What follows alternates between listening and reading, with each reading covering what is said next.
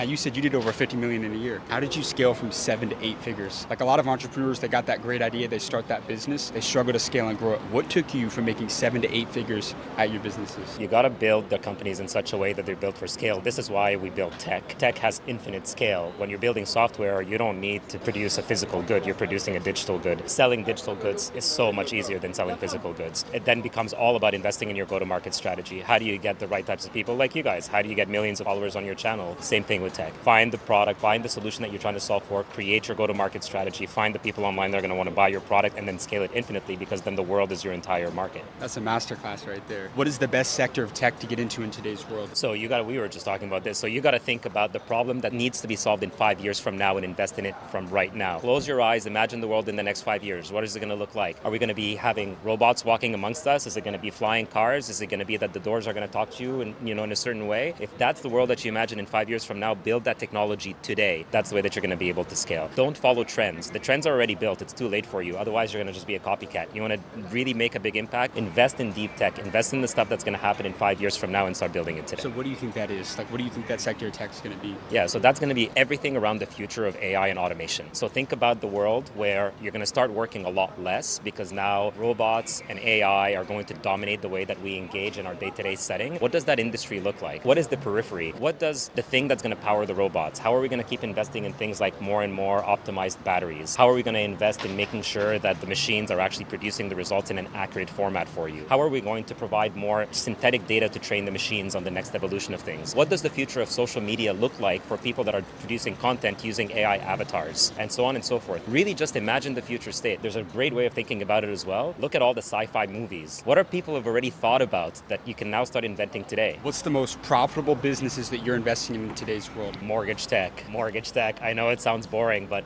boring businesses are really, really great businesses to invest in. Mortgage technology is really, at least with what's going on in the economic craziness that's happening in North America right now, that's probably our most profitable one right now. We've got a couple of investments in the AI space right now that are both going to get acquired, and so they were purposely built to be acquired. In your iPhone, the company that built the Face ID, they were specifically built for purpose of being acquired. So we like that type of stuff. You got amazing advice, my friend. Thanks, man. Thank you so much for your time.